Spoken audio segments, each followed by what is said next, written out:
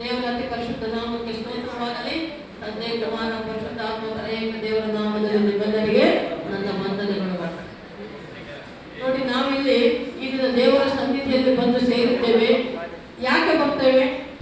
ಚರ್ಚಿಗೆ ಯಾಕೆ ಬರ್ತೇವೆ ನಾವೆಲ್ಲರೂ ಹೇಳಿ?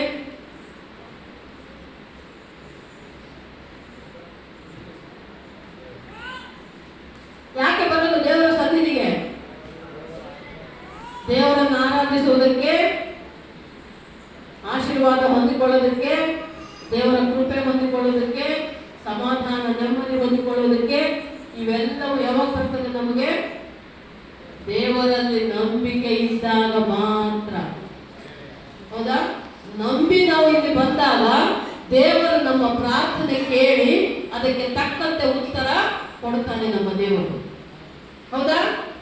ಎಲ್ಲರೂ ಅನುಭವಿಸಿದೀವಲ್ವಾ? ಪ್ರಾರ್ಥನೆ ಮಾಡ್ಕೊಂಡಿದ್ದೇವೆ, ದೇವರಿಗೆ ಕೇಳ್ಕೊಂಡಿದ್ದೇವೆ, ನಾವು ಕೇಳಿದ್ದನ್ನು ದೇವರು ನಮಗೆ ಕೊಟ್ಟಿದ್ದಾನೆ, ಕೊಡ್ತಾ ಇದ್ದಾನೆ.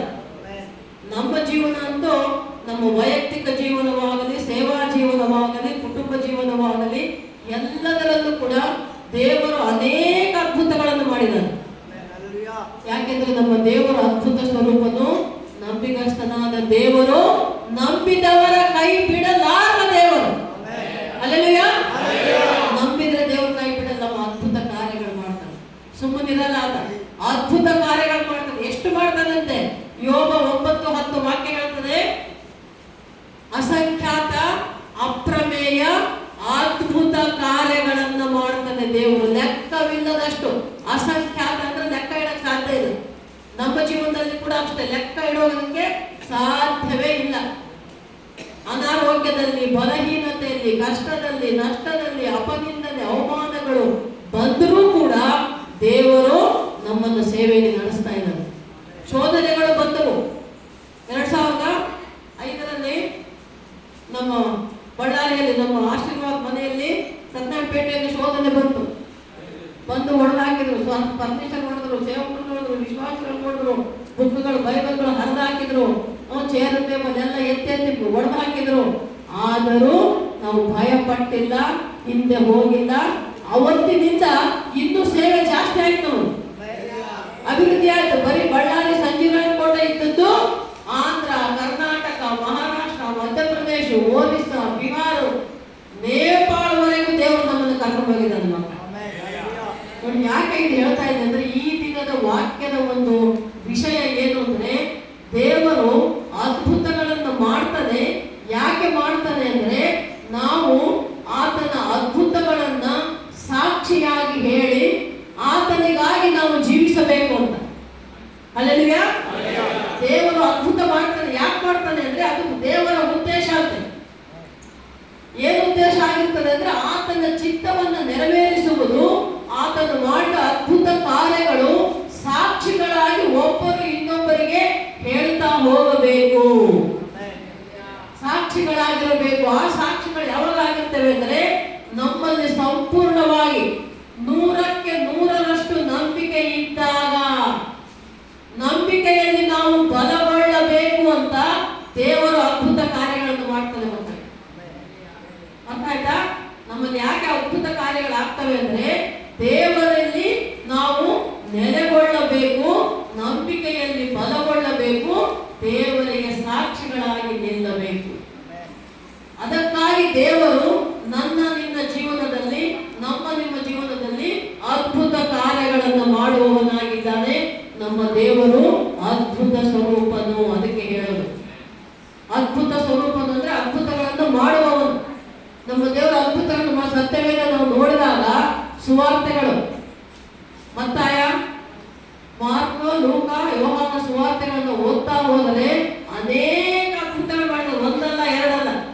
ಯೇಸು ಸ್ವಾಮಿ ಈ ಲೋಕದಲ್ಲಿ ನರಮಾನವನಾಗಿ ಬಂದು ಜೀವಿಸಿದಾಗ, ಆತನು ಜೀವಿಸಿದಂತ ಜೀವಿತಾವಧಿಯಲ್ಲಿ ಕೊನೆಯ 33 ವರ್ಷ ಬದುಕಿದ.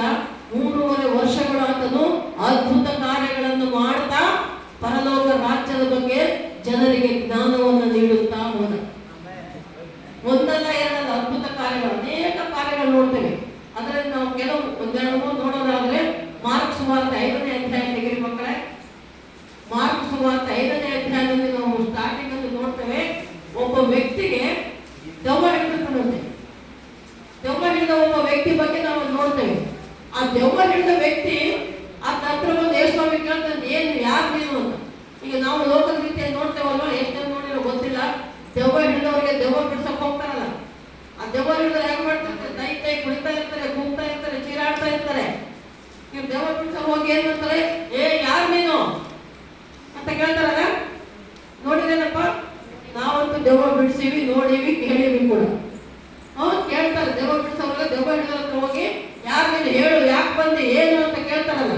ಅದೇ ರೀತಿ ಆ ಕಾಲದಲ್ಲಿ ಯೇಸು ಸ್ವಾಮಿ ಕೂಡ ದೆವ್ವ ಹಿಡಿದವನ ಬಳಿಗೆ ಹೋಗಿ ಮಾರ್ಕ್ಸ್ 5ನೇ ಅಧ್ಯಾಯದಲ್ಲಿ ಆರಂಭದಲ್ಲಿ ನೋಡ್ತೇವೆ, ಯಾರು ನೀನು ಅಂತ ಕೇಳ್ತಾನೆ. ಯಾರು ನೀನು ಅಂತ ಕೇಳಿದ್ರೆ ಅವನು ಏನ್ ಹೇಳ್ತಾನೆ, ನಾನು ದಂಡು ಅಂತಾನೆ. ದಂಡು ಅಂದ್ರೆ ಏನು, ಒಂದಲ್ಲ ಎರಡಲ್ಲ ಅನೇಕ ಅಂತ ಅರ್ಥ ಆಯ್ತಾ. ಒಂದು ದೆವ್ವ ಹಿಡಿದಿದ್ರೆ ನಾನು ಅಂತ ಹೇಳ್ತಿರ್ತಾನೆ. ನಾನು ದಂಡು ಅಂತ, ದಂಡು ಅಂದ್ರೆ ಅನೇಕ ಅಂತ ಅರ್ಥ. ಆ ಒಬ್ಬ ಮನುಷ್ಯನಿಗೆ ಒಂದಲ್ಲ ಎರಡಲ್ಲ 100,000 ದೆವ್ವ ಹಿಡಿದ್ಬಿಟ್ಟವಂತೆ. ಅವನಿಗೆ ಒಂದು ದೆವ್ವ ಹಿಡಿದವ್ರನ್ನೇ ನಾವು ನೋಡೋದು ಕಷ್ಟ. ಅವನಿಗೆ 100,000 ದೆವ್ವ ಹಿಡ್ಕೊಂಡ್ಬಿಟ್ಟವೆ. ಅವನು ಹೇಗೇಗೋ ಮಾಡ್ತಾ ಇದ್ದ. ಅವನು ದೆವ್ವ ಬಿಡಿಸ್ಬೇಕು ಅಂತ ಯೇಸು ಸ್ವಾಮಿ ಹತ್ರ ಕೇಳಿದಾಗ ಅಲ್ಲಿ ಅವ್ನು ಕೇಳ್ತಾನೆ, ಏನ್ ಮಾಡ್ಬೇಕು ಅಂದ್ರೆ ದೆವ್ವ ಬಿಡಿಸ್ಬೇಕು, ದೆವ್ವ ಹಿಡಿದಿದೆ ಅಂತ. ದೆವ್ವ ಇಲ್ಲಿ ಯಾರು ಅಂತ ಕೇಳಿದ್ರೆ, ನಾನು ದಂಡು ಅಂದ್ರೆ ಗುಂಪಿನಲ್ಲಿ ಇದ್ದೀವಿ, ನಾವು ಎಷ್ಟೋ ಜನ ಇದ್ದೀವಿ ಅಂತ ಆ ದೆವ್ವಗಳು ಹೇಳ್ತವೆ. ಆ ಯೇಸು ಸ್ವಾಮಿ ಏನ್ ಮಾಡ್ತಾನೆ, ಅವನ ದೇಹದಿಂದ ಹಿಡಿದಂತ 100 ದೆವ್ವಗಳನ್ನ ಬಿಡಿಸ್ತಾನೆ. ಏನ್ ಮಾಡ್ಬೇಕು ನಾನು ಅಂದಾಗ, ಆ ದೆವ್ವನ ಬಿಟ್ಟು ಹೋಗು ಅಂದ್ರೆ ಅದು ಸುಮ್ಮನೆ ಹೋಗಲ್ಲ. ಅದೇನ್ ಹೇಳ್ತದೆ, ಆ 1000 ದೆವ್ವ ಹಿಡಿದ ವ್ಯಕ್ತಿ ಹತ್ರ ಯೇಸು ಸ್ವಾಮಿ ಇದ್ದಾಗ, ಯೇಸು ಸ್ವಾಮಿಗೂ ಆ ದೆವ್ವ ಹಿಡಿದವರಿಗೂ ಮಾತುಕತೆ ನಡೆಯುವ ಸಂದರ್ಭದಲ್ಲಿ ಅದೇ ಮಾರ್ಗದಲ್ಲಿ ಒಂದು ದೊಡ್ಡ ಹಂದಿಗಳ ಹಿಂಡು ಹೋಗ್ತಾ ಇತ್ತಂತೆ.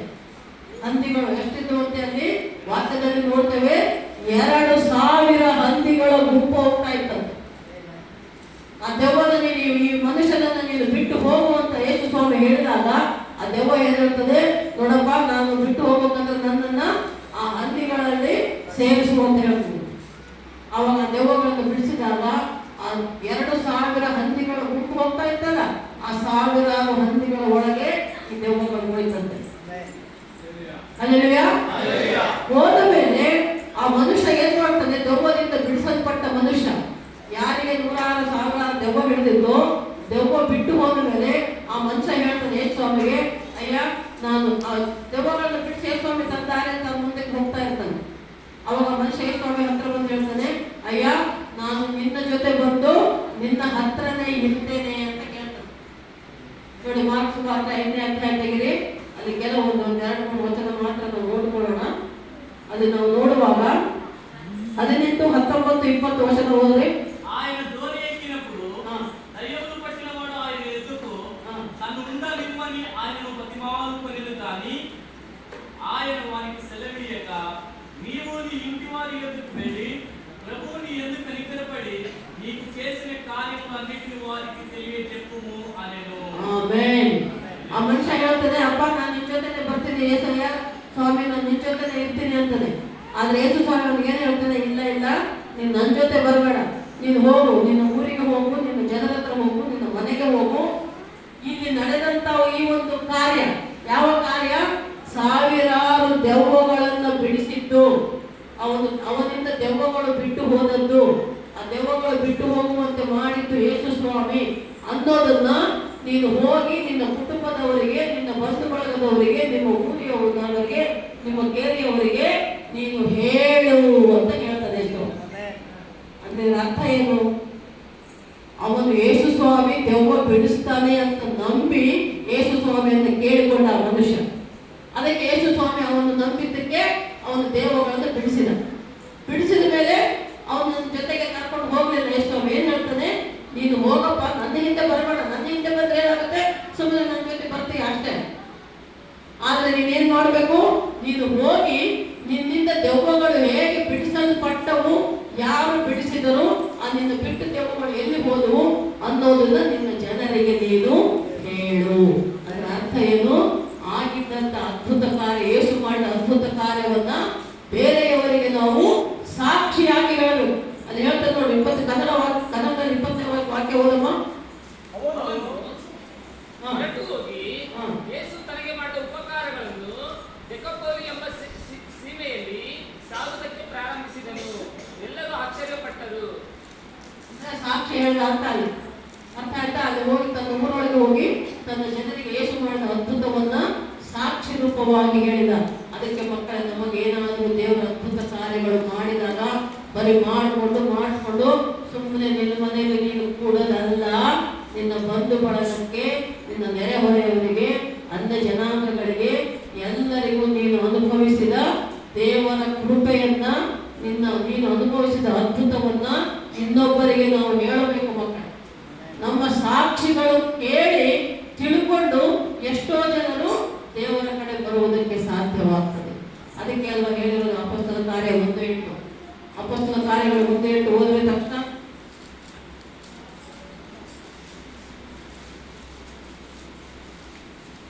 ಅಡ್ಡಪಾಠ ಆಗಿರೋದು.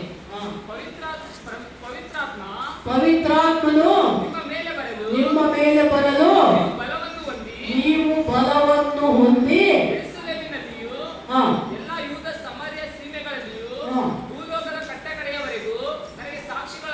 ಭೂಲೋಕದ ಕಟ್ಟ ಕಡೆಯವರೆಗೂ ನೀವು ನನಗೆ ಏನಾಗಿರ್ಬೇಕು? ಸಾಕ್ಷಿಗಳಾಗಿರಬೇಕು. ಯಾವಾಗ ಸಾಕ್ಷಿಗಳಾಗ್ತೀವಿ? ಪವಿತ್ರಾತ್ಮನು ನಿಮ್ಮ ಮೇಲೆ ಬಂದಾಗ, ನೀವು ಬಲವನ್ನು ಹೊಂದಿಕೊಂಡಾಗ ನೀವು ಸಾಕ್ಷಿಗಳಾಗಿರ್ತಾರೆ. ಅದ್ಭುತ ಕಾರ್ಯಗಳನ್ನು ಅನುಭವಿಸ್ತೀರಿ ಮಕ್ಕಳು. ಅದ್ಭುತಗಳು ಮಾಡ್ತದೆ ದೇವರು. ನಂಬಿದಾಗ ಆತ್ಮದೇವರು, ಪರಿಶುದ್ಧ ಆತ್ಮದೇವರು ನಿನ್ನ ಜೊತೆ ಇದ್ದಾಗ ನಿನಗೆ ಅದ್ಭುತ ಕಾರ್ಯಗಳೇ ನಡೆಯುತ್ತವೆ. Hallelujah, hallelujah. ನಾವು ಕೂಡ ಅದೇ ರೀತಿ ಸಾಕ್ಷಿಗಳಾಗಿದ್ದೇವೆ ನೋಡಿ. ಹೋದ ವಾರ ಆಚೆ ವಾರ ನಾನು ಸಂಜೆರಾಜ್ ಕೋಟೆಗೆ ಬಂದೆ ಅಲ್ವಾ? ಅಬ್ರಾಹಂ ಕೂಡ ಇದ್ದಿಲ್ಲ ಅವತ್ತು. ಅಪ್ಪಾಜಿ ಇಲ್ಲ, ಅಬ್ರಾಹಂ ಇಲ್ಲ, ಯಾರಿಲ್ಲ ಆವತ್ತಿನ ದಿನ. ಮತ್ತೆ ಈಗ ಸಂಜೆರಾಜ್ ಕೋಟೆ ಸಭೆಯಲ್ಲಿ ವಾಕ್ಯ ಹೇಳೋದಕ್ಕೆ ಯಾರು ಇಲ್ಲ. ಕಣ್ಣ ಆಪರೇಷನ್ ಆಗಿದೆ ಅಪ್ಪಾಜಿಗೆ. ಮತ್ತೆ ನಾನು ಅಲ್ಲಿ ನೋಡ್ಕೊಂಡು ಇರ್ತೀನಿ, ಪರವಾಗಿಲ್ಲ ಹೋಗೋದು ಬೇಡ ಅಂದ್ರೆ ಅಪ್ಪಾಜಿ ಕೇಳಿ, ನನ್ನ ಪಾಡಿಗೆ ನಾನು ಇರ್ತೀನಿ, ನಿನ್ನ ಪಾಡಿಗೆ ನೀವು ಹೋಗಿ ಅಲ್ಲಿ ಸೇವೆ ನೋಡ್ಕೊಂಡು ಬಾ ಅಂತ ಹೇಳಿ ಕಳಿಸಿದ್ರು. ಬರೋದಕ್ಕೆ ನಮ್ಗೆ ಅವತ್ತು ಆಟೋಗಳು ಯಾವುದು ಸಿಕ್ಕಿಲ್ಲ. ಗಾಡಿ, ಕಾರು ವ್ಯವಸ್ಥೆ ಆಗಲಿಲ್ಲ, ಆಟೋಗಳು ವ್ಯವಸ್ಥೆ ಆಗಲಿಲ್ಲ. ಆದರೆ ನಾನು ಬರಬೇಕು. ಹೇಗೆ ಬರೋದು? ಆಗ ಮಕ್ಕಳನ್ನ ಕೇಳಿದೆ, ಪಾಲನ ಕೇಳಿದೆ, ಏನಪ್ಪ ಬಂದು ಕರ್ಕೊಂಡು ಹೋಗ್ತಾರೆ, ಗಾಡಿಯಲ್ಲಿ ಕರ್ಕೊಂಡು ಹೋಗಿ ಗಾಡಿಯಲ್ಲಿ ಕರ್ಕೊಂಡು ಬಂದ್ಬಿಡ್ರಿ. ಪಾಲಂತ ಇಲ್ಲಮ್ಮ, ನನ್ನ ಮದುವೆ ಇದೆ, ಮದುವೆಗೆ ಹೋಗ್ತಾ ಇದ್ದೇನೆ. ಸುಮಾರು ಜನ ಅವತ್ತು ಕೆಲವರು ಮದುವೆಗಳಿಗೆ ಹೋಗಿದ್ರು. ಆಮೇಲೆ ಏನಾಯ್ತು? ಮಾಂತೇಶ್ ಹೇಳಿದೆ. ಮಾಂತೇಶ್ ಮಗ ಏನಂದ, ಆಯ್ತಮ್ಮ ನನಗೆ ಬಲಗೈ ನೋವಾಗಿದೆ, ನಾನು ಬರೋಕ್ಕಾಗಲ್ಲ, ಬೇಕಾದ್ರೆ ನನ್ನ ಗಾಡಿ ಕೊಟ್ಟು ಯಾರಾದರೂ ಕಳಿಸ್ತೀನಿ ನಿಮ್ಮನ್ನು ಕರ್ಕೊಂಡು ಬರೋದಕ್ಕೆ, ಬಿಟ್ಟು ಬರೋದಕ್ಕೆ. ಆ ರೀತಿ ವ್ಯವಸ್ಥೆ ಮಾಡಿಕೊಂಡು ಮಕ್ಕಳು ಓದಿ ಮಾಂತೇಶ್ ಗಾಡಿ ತಗೊಂಡು ಬಳ್ಳಾರಿಗೆ ನನ್ನ ಬಂದು ಕರ್ಕೊಂಡು ಬಂದ. ಪರವಾಗಿಲ್ಲ. ಬೆಳಗ್ಗೆ ಆದರೂ ತಣ್ಣಗೆ ಬಂದ್ವಿ. ದೇವರಿಗೆ ಸ್ತೋತ್ರ. ಬಂದು ಆರಾಧನೆ ಮುಗಿಸ್ಕೊಂಡು ಇಲ್ಲಿ ಊಟ ಮುಗಿಸ್ಕೊಂಡು ನಾವು ತಿರುಗಿ ಬಳ್ಳಾರಿಗೆ ಹೋಗುವಾಗ ಮಠ ಮಧ್ಯಾಹ್ನ ಅಲ್ವಾ? ಮಠ ಮಧ್ಯಾಹ್ನ 2 ಗಂಟೆ ಸುಮಾರು. ಆ ಸಮಯದಲ್ಲಿ ಫೋನ್ ಮಾಡಿ, ಅಪ್ಪಾಜಿ ಊಟ ಮಾಡಿದ್ರೆ ಅಲ್ಲಿ ಇವರು ಸುಮ್ಮನೆ ಇಲ್ಲ, ಆಪ್ಷನ್ ಆಗೈತಂತೆ ಓದ್ಕೊಂಡು ಮಲಗಿಲ್ಲ. ಬಳ್ಳಾರಿಯಲ್ಲಿ ಆರಾಧನೆ ನಡೆಸಿದ್ದಾರೆ ಅಪ್ಪಾಜಿ. ಅಲ್ಲಿ ವಾಕ್ಯ ಹೇಳಿದ್ದಾರೆ. ಶುಕ್ರವಾರ ಆಗಿದ್ದು ಆಪರೇಷನ್, ಭಾನುವಾರ ಆರಾಧನೆ ಅಲ್ಲಿ ನಡೆಸಿದ್ದಾರೆ ಬಳ್ಳಾರಿ. ವಾಕ್ಯ ಹೇಳಿದ್ದಾರೆ. ಅಲ್ಲಿ ಮಕ್ಕಳು ಬರ್ತಾರೆ, ನಾನಿಲ್ಲ ಅಂದ್ರೆ ಅವ್ರು ನೋಡ್ಕೊಳ್ತಾರೆ ಅಂದ್ಕೊಂಡು ನಾನು ಅವ್ರು ಏನಾದ್ರು ಊಟ ತಿನ್ನಿಸಿ ಅಂದ್ಕೊಂಡಿದ್ರೆ ಮಾಡಿದ್ರೆ ಏನೋ ಅಂತ ಫೋನ್ ಮಾಡಿ ಕೇಳಿದ್ರೆ ಇನ್ನ ಊಟ ಆಗಿಲ್ಲ ಅಂತ. ಮತ್ತೆ ಇವ್ರಿಂದ ಊಟ ಮಾಡಿಲ್ಲ, ನಾನು ಇನ್ನು ಊಟ ಮಾಡ್ಕೊಂಡು ಆರಾಮಾಗಿದ್ರೆ ಹೇಗೆ? ಇಲ್ಲ ಹೋಗೋಣ ಊರಿಗೆ ಅಂತ. ಸ್ವಲ್ಪ ಬಿಸಿಲು ಕಡಿಮೆ ಆದ್ಮೇಲೆ ಹೋಗ್ರಿ ಅಂತ ಮಕ್ಕಳು. ಪಾರ್ವತಮ್ಮ ಅಂತ ಮಗಳು ಒಲಿ ಅಂತ, ಯಶೋದಮ್ಮ ಅಂತ ರಿಕ್ವೆಸ್ಟ್ ಮಾಡ್ಕೊಂಡು, ಅಮ್ಮ ಈ ಬಿಸಿಲಾಗ ಏನು ಹೋಗ್ತೀರಿ, ಸ್ವಲ್ಪ ನಿಧಾನ ಹೋಗ್ರಿ ಅಂತ. ಇಲ್ಲಪ್ಪ ಅಪ್ಪಾಜಿ ಒಬ್ಬರೇ ಇದ್ದಾರೆ, ಇನ್ನೂ ಊಟ ಆಗಿಲ್ಲ, ಹೋಗ್ತೀವಿ ಅಂತ ಹೊರಟಿವ. ಹೋಗ್ತಾ ಇದ್ದೀವಿ. ಅಂತರಾಳ ಹತ್ರ ಹೋಗಿವಿ. ಅಂತರಾಳ ಹತ್ತತ್ರ ಬರ್ತಿದ್ದಂಗೆ ನನಗೆ ಕಣ್ಣು ಚಕ್ಕರ ಬರ್ತಾ ಇದೆ, ಕಣ್ಣು ಮೊಬ್ಬ ಆಗ್ತಾ ಇದೆ, ತಲೆ ತಿರುಗಂಗೆ ಆಗ್ತಾ ಇದೆ, ಬಿದ್ದು ಬಿಡ್ತೀನೇನೋ ಅನ್ನೋದೇ ಆಗ್ತಾ ಇದೆ. ಅಯ್ಯೋ ನಾನಂತೆ ಅವಳಿಗೆ ಸಾಕಾಯ್ತು ಮಗ, ನನ್ಗೆ ಕೂಡಕ್ಕೆ ಆಗ್ತಿಲ್ಲ ಅಂದೆ. ಮಗ ಅವ ನಿಲ್ಲಿಸ್ತೇನಮ್ಮ ಗಾಡಿ ಅಂತ. ನನ್ನ ಪರಿಸ್ಥಿತಿ ಏನು? ಗಾಡಿ ನಿಲ್ಲಿಸಿದ್ರೆ ಇಳಿದ್ರೆ ಮತ್ತೆ ಏರೋದು ಕಷ್ಟ. ಎಲ್ಲಿ ದಾರಿ ರೋಡ್ನಾಗ ಎಲ್ಲೋ ನಿಲ್ಲಿಸಿಬಿಟ್ರೆ ಎಲ್ಲಿ ಏರೋಕ್ಕೆ ಏನಿರೋದು ಅನುಕೂಲ ಇಲ್ಲ. ಬಿಡಪ್ಪ ಹೋಗೋಣ ಹಂಗೆ ಮೆಲ್ಲಕ್ಕೆ ನಡೆಯೋದು. ಅವಾಗ ನನ್ನ ತಲೆ ತಿರುಗ್ತಾ ಇದೆ. ಪ್ರಾರ್ಥನೆ ಮಾಡ್ಕೊಂಡು ತುಂಬದ ಮನಸ್ಸಲ್ಲಿ, ಅಪ್ಪ ಏಸಪ್ಪ, ನಿನ್ನ ಮಗಳಾಗಿ ಬಂದಿದ್ದೀನಿ, ನಿನ್ನ ಸೇವೆಗಾಗಿ, ನೀನು ಆರಾಮಾಗಿ ನನ್ನ ಮನೆ ಕರ್ಕೊಂಡು ಹೋಗಿ ಸ್ವಾಮಿ, ಮನೆ ನಾನು ಮುಗಿಸಪ್ಪ, ನನಗೆ ಮನೆ ತಲುಪಿಸಪ್ಪ ದೇವ, ನೀನೇ ನನ್ನ ಜೊತೆ ಇದ್ದು ನಮ್ಮನ್ನು ನಡೆಸು ಅಂದ್ಕೊಂಡು ಸುಮ್ಮನೆ ಮನಸ್ಸಲ್ಲಿ ಪ್ರಾರ್ಥನೆ ಮಾಡ್ಕೊತಾ ಮಗನ ಹಿಡ್ಕೊಂಡು ಸುಮ್ಮನೆ ಕೂತ್ಕೊಂಡೆ ಗಾಡಿಯಲ್ಲಿ. ಕಣ್ಣು ಮುಗ್ಕೊಂಡು ಬರ್ತಾ ಇದೆ. ಅಲ್ಲೇ ದಾರಿಯಲ್ಲಿ ಆಟ ಮಾಡ್ಕೊಂಡು ಹೋಗಿಲ್ಲ ಮನೆಗೆ ಅನ್ನಿಸ್ತಾ ಇದೆ. ಆದರೆ ಮತ್ತೆ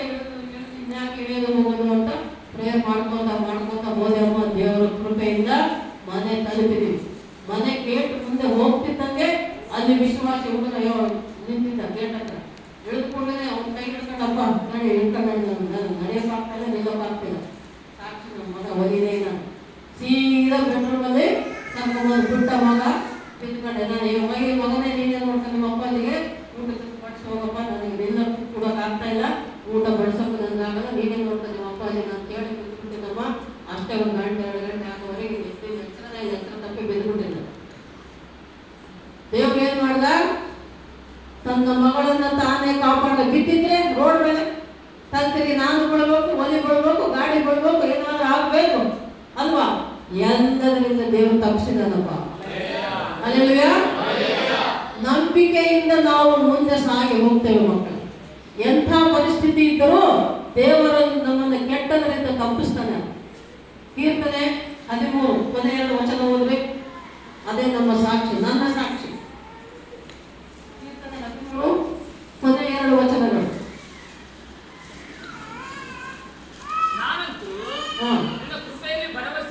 ನಾನಂತೂ ನಿನ್ನ ಕೃಪೆಯಲ್ಲಿ ಭರವಸೆ ಇಟ್ಟಿದ್ದೇನೆ.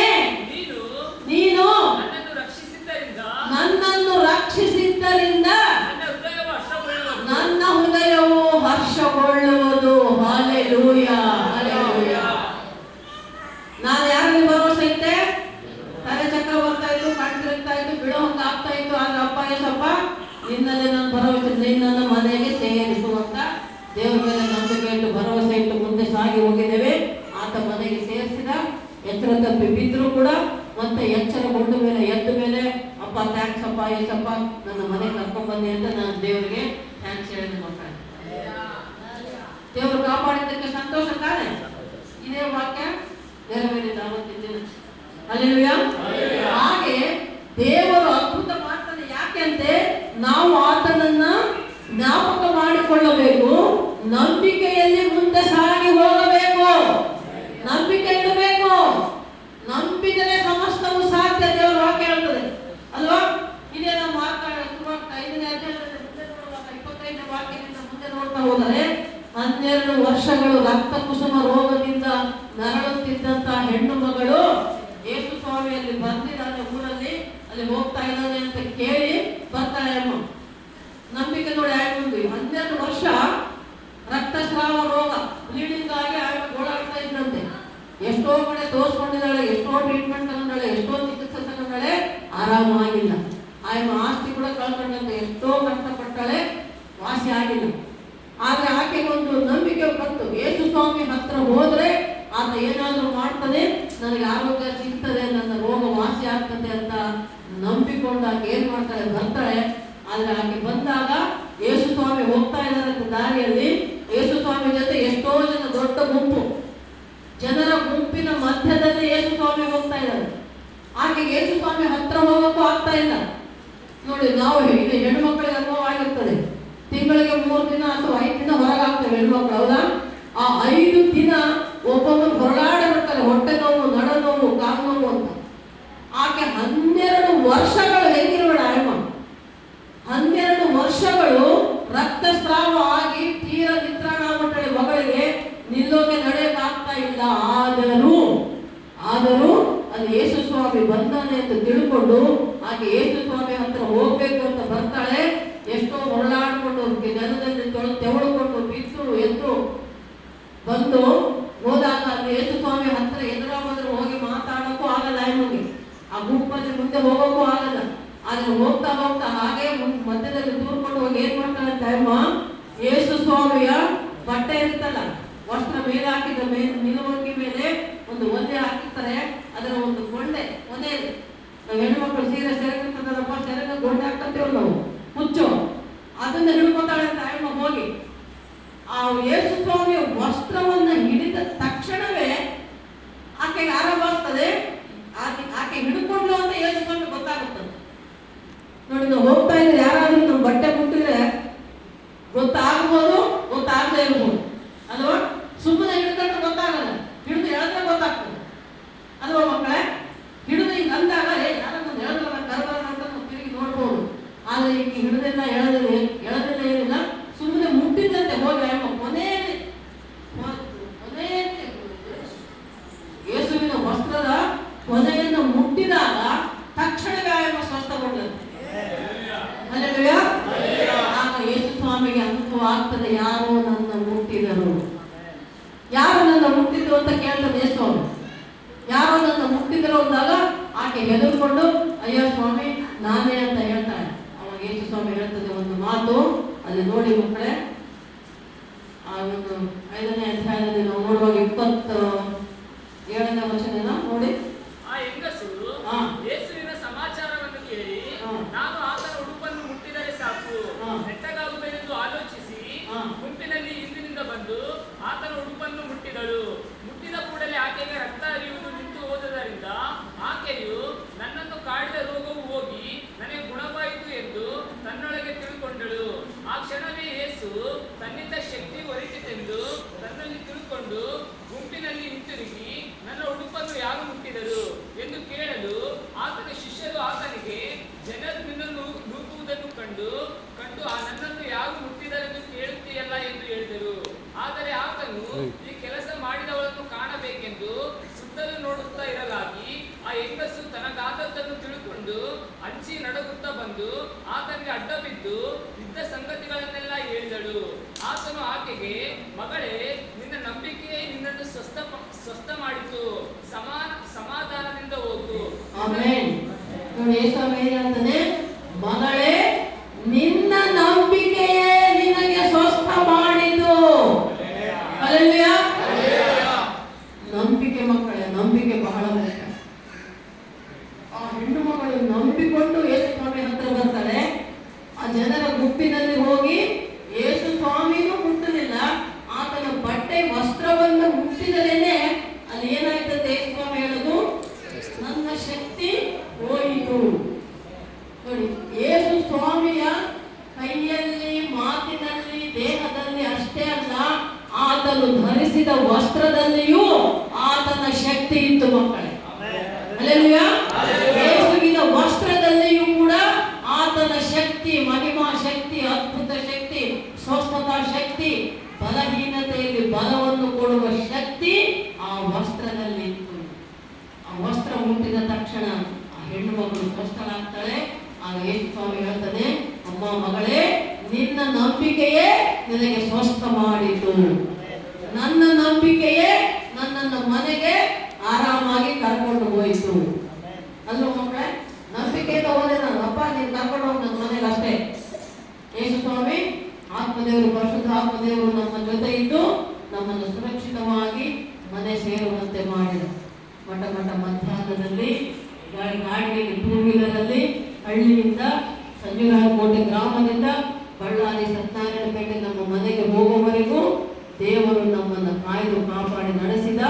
ಬಲಹೀನತೆಯಲ್ಲಿ ಬಲವನ್ನು ಕೊಟ್ಟ, ಮನೆಗೆ ಸುರಕ್ಷಿತವಾಗಿ ಆತ ನಡೆಸಿದ. ಯಾಕೆ ಅಂದರೆ ನನ್ನ ನಂಬಿಕೆ, ನನ್ನ ದೇವರು ನನ್ನ ಕಾದು ಕಾಪಾಡಿ ಸುರಕ್ಷಿತವಾಗಿ ನಡೆಸುತ್ತಾನೆ ಅಂತ ಇದ್ದ ನಂಬಿಕೆ ಮಕ್ಕಳೇ. ಹಾಗೆ ನಾವು ನೀವು ಕೂಡ ನಂಬಿಕೊಂಡಿರಬೇಕು. ನಂಬಿದರೆ ಸಮಸ್ತವು ಸಾಧ್ಯ. ದೇವರು ಅದ್ಭುತಗಳನ್ನು ಮಾಡ್ತಾನೆ. 1-2 ಎಷ್ಟೋ ಮಾಡಿದ್ರು. ಮೊಟ್ಟ ಮೊದಲ ಅದ್ಭುತ ಕಾರ್ಯ, ಕಾನಾನು ವಿವಾಹದಲ್ಲಿ ಮಾಮೂಲು ನೀರನ್ನ ರುಚಿಯಾದ ದ್ರಾಕ್ಷಾರಸವನ್ನಾಗಿ ಮಾಡಿದ. ಹಲ್ಲೆಲೂಯಾ. ನೀರಿನ ಮೇಲೆ ನಡೆದ ದೇವರು ಏನ್ ಮಾಡಿದ? ಯೇಸುಸ್ವಾಮಿ ನೀರಿನ ಮೇಲೆ ನಡೆದ. ಅದು ಅದ್ಭುತ ಅಲ್ವಾ? ಯಾರು ನಡೀತಾರೆ ನೀರಿನ ಮೇಲೆ? ಅದೇ ಅದ್ಭುತ ನಮ್ಮ ಸಂಜೀವರಾಯನಕೋಟೆ ಗ್ರಾಮದಲ್ಲಿ ಆಯಿತು ಸುಮಾರು ವರ್ಷಗಳ ಹಿಂದೆ. ನೀರಿಗಾಗಿ ಸಂಪು ನಾವು ಕಟ್ಟಿದಾಗ 8-10 ಅಡಿ ಸಂಪು ನೀರು ತುಂಬಿದೆ. ಆ ತುಂಬಿದ ನೀರಲ್ಲಿ ಚಿಕ್ಕ ಮಗು ನೀರಲ್ಲಿ ಬಿತ್ತು, ಹೆಣ್ಣು ಮಗು. ಆದರೆ ಮಗು ನೀರಲ್ಲಿ ಮುಳುಗಿಲ್ಲ. ಅದೇ ನಾವು 10 ಅಡಿ ನೀರಲ್ಲಿ ಒಂದು ಸಣ್ಣ ಕಲ್ಲು ಚೂರಿ ಬಿಸಾಕಿದ್ರು ಕೂಡ ನೀರು ಕೆಳಗೆ ಮುಟ್ಟುತ್ತೆ. ಕಲ್ಲು, ಹೌದಾ? ಕಲ್ಲನ್ನು ಹಾಕಿದ್ರೆ ತಳ ಮುಟ್ಟುತ್ತೆ. ಪೇಪರ್ ಹಾಕಿದ್ರೆ ಮಾತ್ರ ಹಗುರಾಗುತ್ತೆ, ತೇಲುತ್ತೆ. ಆ ಮಗು ಆ ಸುಮಾರು ಒಂದು 10-15 kg ತೂಕನ ಇರಲ್ವಾ? ಚಿಕ್ಕ ಮಗು, ಒಂದು 5-6 ವರ್ಷಗಳ ಮಗಳಿಗೆ, 5-6 ವರ್ಷದ ಮಗಳು ಸುಮಾರು ಒಂದು 10-12 kg ತೂಕ ಇರ್ತದೆ ಕನಿಷ್ಠ. ಮತ್ತೆ ಅಷ್ಟು ತೂಕದ ಮಗು ಆ ನೀರಲ್ಲಿ ಬಿದ್ದಾಗ ಮುಳುಗಲಿಲ್ಲ. ಕುತ್ತಿಗೆವರೆಗೆ ಮಗಳು ಮುಳುಗಿದ್ದು, ತಲೆ ಕೂದಲೆಲ್ಲವೂ ತೇಲ್ತಾ ಇತ್ತು. ಮುಖವನ್ನು ತೊಯ್ದಿಲ್ಲ, ತಲೆ ಕೂದಲು ತೊಯ್ದಿಲ್ಲ. ದೇವರು ಕಾಪಾಡಿದ್ದಾರೆ. ಯಾಕೆ? ಅದ್ಭುತ ಸ್ವರೂಪನಾದ ದೇವರು ತನ್ನ ಮಹಿಮೆಯನ್ನು ತೋರಿಸುವುದಕ್ಕಾಗಿ ಆ ಮಗಳನ್ನ ಮುಳುಗದಂತೆ, ಸಾಯದಂತೆ, ಯಾವ ಅಪಾಯವೂ ಆಗದಂತೆ ಆತನೇ ಮೇಲೆ ಎತ್ತಿ ಹಿಡಿದಿದ್ದಾನೆ. ಮಕ್ಕಳು, ಕಣ್ಣಿಗೆ ಕಾಣದ ದೇವರು, ಆತ್ಮ ಸ್ವರೂಪನಾದ ದೇವರು, ಪರಿಶುದ್ಧಾತ್ಮ ದೇವರು, ಆಶ್ಚರ್ಯಕರನಾದ ದೇವರು, ಅದ್ಭುತ ಸ್ವರೂಪನಾದ ದೇವರು, ಸರ್ವಶಕ್ತನಾದ ದೇವರು ಆ ಮಗಳನ್ನ ಕಾಪಾಡಿದ ಅದ್ಭುತ ಕಾರ್ಯ ನಮ್ಮ ಸಭೆಯಲ್ಲಿ ಸಂಜೀವನ ಕೋಟೆ ಗ್ರಾಮದಲ್ಲಿ ಮಾಡಿದ ಆ ಒಂದು ಕಾರ್ಯವನ್ನು ನೋಡಿ ಊರು ಜನ ಬಂದು ನೋಡಿ ಆಶ್ಚರ್ಯಗೊಂಡರು. ಅಯ್ಯಪ್ಪ, ಯೇಸು ಸ್ವಾಮಿ ದೊಡ್ಡ ದೇವರು, ನಿಮ್ಮ ದೇವರು ದೊಡ್ಡ ದೇವರಪ್ಪ ಅಂತ ಹೇಳ್ಬಿಟ್ಟು ಊರಲ್ಲೆಲ್ಲ. ಹೌದಲ್ಲಮ್ಮ, ನೋಡಿದ್ರು ಸಾಕ್ಷಿ ಇದ್ರಲ್ಲ, ಇಲ್ಲಿ ಎಷ್ಟು ಜನ ನೋಡಿರಲ್ಲ, ಎಷ್ಟು ಜನ ನೋಡಿರ ಕೈ ಈಗ ಮಗಳು ಏನಾಗಿದ್ದಾಳೆ? ಡಿಗ್ರಿ ಓದ್ತಾ ಇದ್ದಾಳೆ. ಬೆಳೆದು ದೊಡ್ಡವರಾಗಿ ಡಿಗ್ರಿ ಓದ್ತಾ ಇದ್ದಾಳೆ. ಮಗಳು ಮಹಿಮಾ ಅಂತ ಹೆಸರಿಟ್ಟಿದ್ದೇವೆ. ನೋಡಿ, ದೇವರು ಆ ಕುಟುಂಬದಲ್ಲಿ ಅದ್ಭುತ ಮಾಡಿದ. ಆ ಮಗಳು ದೇವರು ಕಾಪಾಡ ಮಗಳನ್ನು, ಮಹಿಮಳನ್ನ ಅವರ ಅಜ್ಜಿ ತಕ್ಷಣ ದೀಕ್ಷೆಯನ್ನು ತಗೊಂಡು ಆಮೇಲೆ ತಂದೆ ತಾಯಿ ಕೂಡ ಯೇಸುಸ್ವಾಮಿ ನಂಬಿಕೊಂಡ್ರು. ಅಷ್ಟೇ ಅಲ್ಲ, ಆ ಮಗಳ ತಂದೆ ಕಾಲೇಬನು ಈಗ ದೇವರ ಸೇವಕನಾಗಿದ್ದಾನೆ. ಹಲ್ಲೆಲೂಯಾ. ದೇವರು ಮಾಡುವ ಅದ್ಭುತ ಕಾರ್ಯಗಳು ಅವರ ಕುಟುಂಬ ಸಾಕ್ಷಿ ಕುಟುಂಬವಾಗಿದೆ. ಆ ಮಗಳು, ತಂದೆ ತಾಯಿ, ಅಜ್ಜಿ ಎಲ್ಲರೂ ಕೂಡ ಸಾಕ್ಷಿಗಳಾಗಿದ್ದಾರೆ. ನೋಡಿ, ದೇವರು ಮಾಡಿದ ಮಹಿಮೆಯನ್ನ, ಅದ್ಭುತವನ್ನು ಅವರು ಹೇಳ್ಕೊಳ್ತಾ ಇದ್ದಾರೆ. ದೇವರು ಅವರನ್ನ ಆರಿಸಿಕೊಂಡಿದ್ದಾನೆ. ಮಗಳು ಸಾಕ್ಷಿ ಮಗಳಾದರೂ ಕುಟುಂಬ ಸಾಕ್ಷಿ ಕುಟುಂಬವಾಯಿತು. ಅಷ್ಟೇ ಅಲ್ಲ, ಆ ಕುಟುಂಬವನ್ನು ದೇವರು ತನಗಾಗಿ ಆರಿಸಿಕೊಂಡ ಸೇವಕರ ಕುಟುಂಬವಾಗಿದೆ ಈ ದಿನ ಕುಟುಂಬ. ದೇವರಿಗೆ ಸ್ತೋತ್ರ. ಈ ರೀತಿ ಇರುತ್ತೆ ದೇವರು ಮಾಡುವ ಅದ್ಭುತ ಕಾರ್ಯಗಳು. ಅದು ಯಾಕೆ ಮಾಡ್ತಾರೆ ದೇವರ ಅದ್ಭುತಗಳು ನಿಮ್ಮ ಜೀವನದಲ್ಲಿ ಅಂದ್ರೆ, ನಾವು ಸಾಕ್ಷಿಗಳಾಗಿರಬೇಕು, ದೇವರ ಮಹಿಮೆಯನ್ನು ಪ್ರಚಾರ ಪಡಿಸಬೇಕು, ದೇವರು ಮಾಡಿದ ಅದ್ಭುತ ಕಾರ್ಯಗಳನ್ನು ಒಬ್ಬರು ಇನ್ನೊಬ್ಬರಿಗೆ ನಾವು ಹೇಳ್ತಾ ಹೋಗಬೇಕು. ಆಗ ದೇವರು ಹೇಳುವವರ ಜೀವನದಲ್ಲಿ, ಕೇಳುವವರ ಜೀವನದಲ್ಲಿ, ಸಾಕ್ಷಿಗಳಾಗಿದ್ದವರ ಸಾಕ್ಷಿಗಳ ಮುಖಾಂತರ ಅದ್ಭುತ ಕಾರ್ಯಗಳನ್ನು ಮಾಡಿ ಅನೇಕ ಆತ್ಮಗಳನ್ನ ತನ್ನ ಕಡೆಗೆ ಆಕರ್ಷಿಸಿಕೊಳ್ತಾನೆ ದೇವರು. ಹಲ್ಲೆಲೂಯಾ. ಆತ್ಮಗಳ ಆದಾಯವಾಗ್ತದೆ ಮಕ್ಕಳ, ಆತ್ಮಗಳ ಸಂಪಾದನೆ ಆಗುವುದಕ್ಕೆ ಸಾಧ್ಯ. ಅಪ್ಪಾಜಿಯವರ ಸಾಕ್ಷಿ ಹೇಳೋದಾದ್ರೆ, ಹೋದ ತಿಂಗಳು 19ನೇ ತಾರೀಕು ಶುಕ್ರವಾರ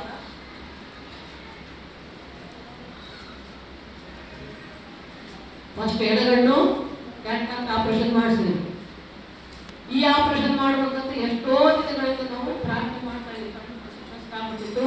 ಬೈಬಲ್ ಕೂಡ ಓದೋಕ್ಕೆ ಬರೆಯೋಕ್ಕೆ ಆಗ್ತಾ ಇದ್ದಿಲ್ಲ ಅಪ್ಪಾಜಿ. ಸುಮಾರು ದಿನಗಳಿಂದ ಪ್ರಾರ್ಥನೆ ಮಾಡ್ತಾ ಇದ್ದೀವಿ, ಆಪರೇಷನ್ ಮಾಡಿಸ್ಬೇಕು. ಶುಗರ್ ಜಾಸ್ತಿ ಇತ್ತು, 400-500 ಒಳಗಿತ್ತು. ಡಾಕ್ಟರ್ ಹೇಳ್ತಾರೆ, ಕಣ್ಣಿನ ಡಾಕ್ಟ್ರು ಶುಗರ್ ಕಂಟ್ರೋಲ್ ಆದ್ರೇ ಆಪರೇಷನ್ ಮಾಡ್ತೀವಿ. ಅವಾಗ ನೀವು ಎಲ್ಲರೂ ಪ್ರಾರ್ಥನೆ ಮಾಡಿದ್ದೇವೆ. ದೇವರು ನಿಮ್ಮ ಪ್ರಾರ್ಥನೆ ಕೇಳಿ ಶುಗರ್ ಕಂಟ್ರೋಲ್ ಮಾಡಿದ. 400-500 ಇದ್ದದ್ದು 98ಕ್ಕೆ ಬಂತು. 117 ಆಯಿತು. 117 ಆದ್ಮೇಲೆ ಮತ್ತೆ ಟೆಸ್ಟ್ ಮಾಡಿದಾಗ 98 ಬಂತು. ಆ ರಿಪೋರ್ಟ್ ತಗೊಂಡೋಗಿ ಡಾಕ್ಟರ್ ತೋರಿಸಿದಾಗ ಆಯ್ತು ಮಾಡ್ಬೋದು ಅಂತ ಹೇಳಿ ಅವಾಗ ಹೋದ ತಿಂಗಳು ಏಪ್ರಿಲ್ ತಿಂಗಳು 19ನೇ ತಾರೀಕು ಎಡಗಣ್ಣು ಫಸ್ಟ್ ಆಪರೇಷನ್ ಮಾಡಿದ್ವಿ. ಆಪರೇಷನ್ ಮಾಡಿ 1 ವಾರಕ್ಕೆ ಚೆಕಪ್ ಬರ್ಬೇಕಂತಾರೆ.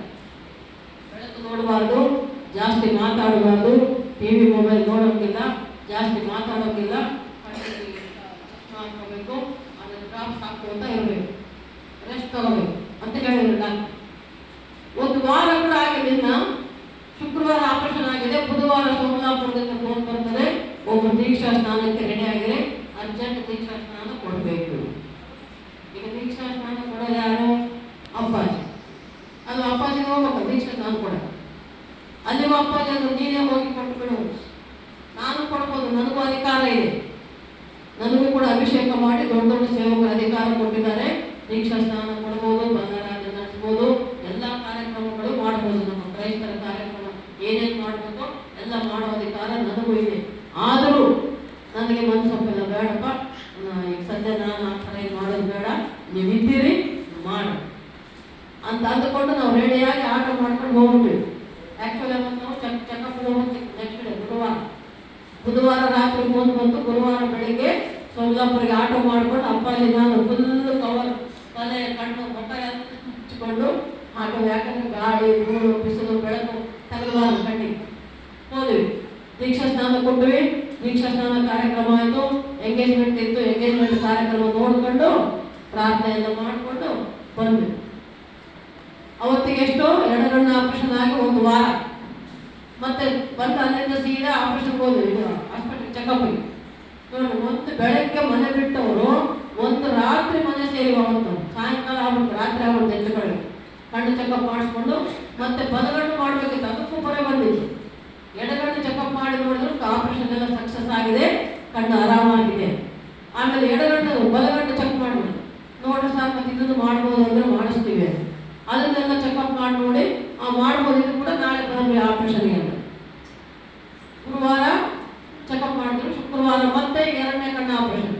ಹೋದ ಶುಕ್ರವಾರ ಎಡಗಣ್ಣು, ಬರೋ ಶುಕ್ರವಾರ ಬಲಗಣ್ಣು ಆಪರೇಷನ್ ಮಾಡಿಸ್ಕೊಂಡ್ವಿ. ಶುಕ್ರವಾರ ಸಾಯಂಕಾಲ ಆಯಿತು ಆಪರೇಷನ್ ಮಾಡೋದಕ್ಕೆ. ಶುಕ್ರವಾರ ಸಾಯಂಕಾಲ ಆಯಿತು, ಶನಿವಾರ ಸಾಯಂಕಾಲ 1 ದಿನ ಆಯ್ತು ತಾನೆ. ಆಯ್ತಾರ ಮದುವೆ ಇಟ್ಕೊಂಡ್ಬಿಟ್ಟಾರ ಅವರು, ಸೌದಾಪುರದವರು. ಕೊಟ್ಟಾಲ ಕಂಪನಿ ಹತ್ತತ್ರ, ಕಂಪನಿ ಕೊಟ್ಟಾಲ ಅಂತಾರಲ್ಲ, ಅಲ್ಲಿ ಮೊದಲ ಮನೆ ಹುಡುಗಿ ಸೋಮಲಾಪುರದು. ಮದುವೆ ಭಾನುವಾರ ಇಟ್ಕೊಂಡ್ಬಿಟ್ರು. ಹೋದ ಭಾನುವಾರ ಅದಕ್ಕೆ ನಾವು ಬಂದಿದ್ದೇವೆ. ಭಾನುವಾರ ಮದುವೆ ಇಟ್ಬಿಟ್ಟಾರ. ಅವರೆಲ್ಲ ಬಿಟ್ಟು ಏನು ಮಾಡೋದು ಏನು ಅಂತ ಅವರೇ ಡಿಸೈಡ್ ಮಾಡ್ಕೊಂಡ್ಬಿಟ್ಟಾರೆ. ಸರಿ, ಮತ್ತೆ ಮದುವೆ ನಮ್ಮ ಸಭೆ ಹುಡುಗಿಯಲ್ಲ, ಮತ್ತೆ ನಾವು ಹೋಗಲೇಬೇಕಲ್ಲ. ಬಲಗಣ್ಣ ಆಪರೇಷನ್ ಆಗಿ 2ನೇ ದಿನ ಆಗಿರೋದು ಮಕ್ಕಳೇ. ಮತ್ತೆ ನಮ್ಮ ಸಭೆ ಹುಡುಗಿ ನಾವು ಹೋಗದೇ ಇದ್ರೆ ಹೇಗೆ ಅಂತ ಮತ್ತೆ ಪೃಥ್ವಿರಾಜ್ ಸರ್ ಗೊತ್ತಲ್ಲ ಎಲ್ಲರಿಗೆ. ಪೃಥ್ವಿರಾಜ್ ಸರ್ಗೆ ರಿಕ್ವೆಸ್ಟ್ ಮಾಡಿಕೊಂಡು ಕರ್ಕೊಂಡು ಅವ್ರಿಗೆ ಅವ್ರು ಎಷ್ಟೋ ಬಿಸಿ ಇದ್ರು ಆದ್ರೂ ನೋಡಪ್ಪ ಮದುವೆ ಇದೆ ಹೋಗೋಣ, ಆಟೋದ್ರೆ ಮತ್ತೆ ಗಾಳಿ ತಗೊಂತಾನೆ, ಕಾರಲ್ಲಿ ಹೋಗೋಣ ಅಂತ ಕಾರ್ ವ್ಯವಸ್ಥೆ ಮಾಡಿಕೊಂಡು ಕಾರಲ್ಲಿ ಹೋಗಿ ಹೋದ ಭಾನುವಾರ ಅಲ್ಲಿ ಮದುವೆ ನಡೆಸಿ ಬಂದಿದ್ದೀವಮ್ಮ. ಬೆಳಗ್ಗೆ 8ರಿಂದ 9:30 ಒಳಗೆ ಮದುವೆ ಆಗೋಯ್ತು. ಆ ಒಂದು ಚರ್ಚ್ ಪಾಸ್ಟ್ ಇದ್ರಲ್ಲ, ಅವ್ರ ಸಭೆ ಇತ್ತು. ಅವ್ರು ಮದುವೆ ಮುಗಿಸಿ ಮತ್ತೆ ಆರಾಧನೆ 10 ಗಂಟೆ 10:30. ನಮ್ಮನ್ನು ಕೇಳಿದ್ರು, ಅಯ್ಯವ್ರೆ ಅಮ್ಮವ್ರೆ ಮತ್ತೆ ನಮ್ಮ ಸಭೆಯಲ್ಲಿ ಆರಾಧನೆ ಇರ್ತದೆ, ನಮ್ಮ ಸಭೆಗೆ ಬನ್ನಿ, ನೀವು ಬರಬೇಕು, ಬಂದು ವಾಕ್ಯ ಹೇಳಬೇಕು. ನಾನು ಯಾವಾಗ ಖುಷಿ ಆಗ್ಬಿಟ್ಟು ಏನು ಆಯ್ತು ಆರಾಧನೆ ಇದ್ದಂಗೆ ಆಯ್ತಲ್ಲಪ್ಪ ಅಂತ ಬೇಜಾರಾಗಿತ್ತ. ದೇವರು ಮತ್ತೆ ಅಲ್ಲಿ ಸಭೆಗೆ ಕರ್ಕೊಂಡು ಹೋದ. ಅಲ್ಲಿ ಆರಾಧನೆನೂ ಆಯಿತು. ಮತ್ತೆ ಅಪ್ಪಾಜಿ ಸಾಕ್ಷಿ ಹೇಳಿದ್ರು, ನಾನು ವಾಕ್ಯ ಹೇಳಿದೆ, ದೇವ್ರ ಸೇವೆಯಲ್ಲಿ ನಡೆಸಿದ. ಅದು ಮುಗಿಸ್ಕೊಂಡು ಮತ್ತೆ ಅವತ್ತು ಸಾಯಂಕಾಲ ಮನೆ ಸೇರಿದ್ವಿ. ನೋಡಿ, ಇದು ಸಾಕ್ಷಿ. ಏನು ಕಣ್ಣು ಆಪರೇಷನ್ ಆಗಿ 1 ತಿಂಗಳು ರೆಸ್ಟ್ ತಗೋಬೇಕು ಅಂತ ಡಾಕ್ಟರ್ ಹೇಳಿದ್ರೆ 2 ದಿನಕ್ಕೆ 5 ದಿನಕ್ಕೆ ನಾವು ಓಡಾಡ್ಬಿಟ್ಟಿವಿ. ಅದು ಊರಲ್ಲೇ ಅಲ್ಲ, ಊರಿಗೆ ಪ್ರಯಾಣಗಳು ಮಾಡಿ ಓಡಾಡಿ ಬಂದರೂ ಕೂಡ ಮತ್ತೆ ಮೊನ್ನೆ ಗುರುವಾರ ಚೆಕಪ್ ಹೋದ್ರೆ ನೋಡಿ, ದೇವರು 2 ಕಣ್ಣು ನೋಡಿ ಡಾಕ್ಟರ್ ಹೇಳಿದ್ದಾರೆ 2 ಕಣ್ಣು ಚೆನ್ನಾಗಿದೆ, ದೃಷ್ಟಿ ಚೆನ್ನಾಗಿದೆ, ಏನು ಸಮಸ್ಯೆ ಇಲ್ಲ.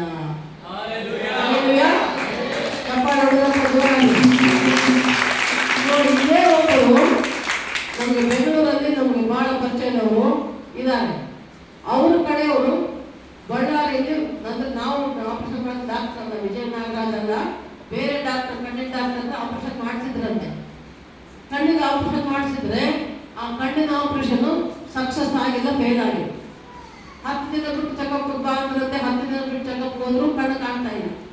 ಮತ್ತೆ ಇನ್ನೊಂದು 10 ದಿನ ಬಿಟ್ಟು ಬರ್ರಿ ಅಂದ್ರೆ ಹೀಗೆ 1 ತಿಂಗಳು 2 ತಿಂಗಳು ತಿರುಗಿಸಿದ್ರಂತೆ. ಕಣ್ಣು ದೃಷ್ಟಿನೇ ಬಂದಿಲ್ಲ, ಕಣ್ಣು ಕಾಣ್ತಾನೆ ಇಷ್ಟು ದೃಷ್ಟಿ ಕೂಡ ಹೋಗ್ಬಿಟ್ಟಿದಂತೆ ಅವರಿಗೆ.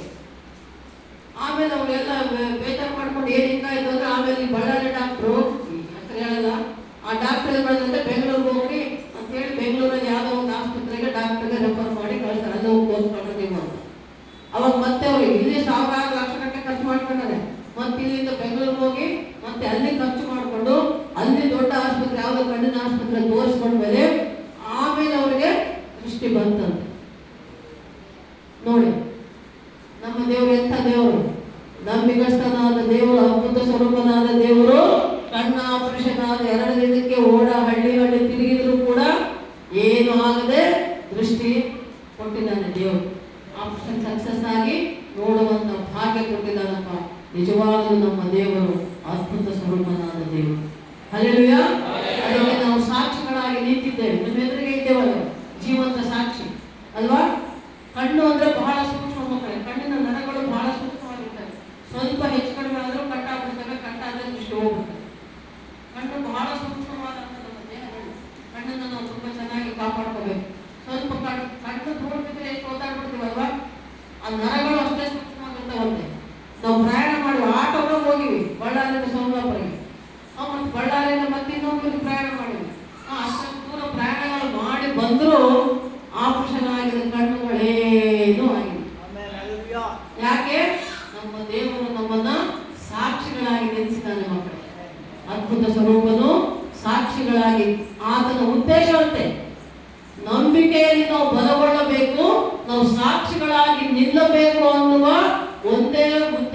ಅಂದ್ರೆ ದೇವರು ತನ್ನ ಉದ್ದೇಶ ನೆರವೇರಿಸುವುದಕ್ಕಾಗಿ ನಮ್ಮನ್ನ ಸಾಕ್ಷಿಗಳನ್ನಾಗಿ ಮಾಡಿ ಅದ್ಭುತ ಕಾರ್ಯಗಳನ್ನು ನಮ್ಮ ಜೀವನದಲ್ಲಿ ದೇವರು ಮಾಡ್ತಾನಂತೆ ಮಕ್ಕಳೇ. ದೇವರು ಅದ್ಭುತ ಮಾಡುವ ಉದ್ದೇಶ, ನಾವು ಆತನ ಉದ್ದೇಶವನ್ನು ನೆರವೇರಿಸಬೇಕು. ನಮ್ಮ ಜೀವನ ಕೂಡ ಒಂದು ಉದ್ದೇಶ ಹೊಂದಿರಬೇಕು. ಸುಮ್ಮನೆ ಬರೀ ಹುಡ್ತೀವಿ, ಸುಡುತ್ತೀವಿ, ತಿಂತೀವಿ, ಬಿತ್ತೀವಿ, ಎತ್ತೀವಿ, ಮಲಗಿದ್ವಿ ಅಂದ್ರೆ ಅಲ್ಲ ಜೀವನ. ನಾವು ಅನುಭವಿಸಿದ ಅದ್ಭುತಗಳನ್ನ ಇನ್ನೊಬ್ಬರಿಗೆ ಸಾಕ್ಷಿಗಳಾಗಿ ಹೇಳುತ್ತಾ ನಾವು ಅಪೊಸ್ತಲರ 1:8 ವಾಕ್ಯ ಹೇಳುವ ಪ್ರಕಾರ ಲೋಕದ ಕಟ್ಟ ಕಡೆಯವರೆಗೂ ಕೂಡ ನಾವು ಸಾಕ್ಷಿಗಳಾಗಿರಬೇಕು ಅನ್ನೋದು ದೇವರ ಉದ್ದೇಶ. ಆ ಉದ್ದೇಶವನ್ನು ನಾವು ನೆರವೇರಿಸುವವರಾಗಿರಬೇಕು ಮಕ್ಕಳೇ. ಅದಕ್ಕಾಗಿ ದೇವರು ನಮ್ಮನ್ನ ನಿಮ್ಮನ್ನ ತನ್ನ ಮಕ್ಕಳನ್ನಾಗಿ ತನ್ನ ಸೇವಕರನ್ನಾಗಿ ಆರಿಸಿಕೊಂಡಿದ್ದಾರೆ. ಹಲ್ಲೆಲೂಯಾ. ಅದಕ್ಕೆ ಹೇಳೋದು ಯೋಹಾನ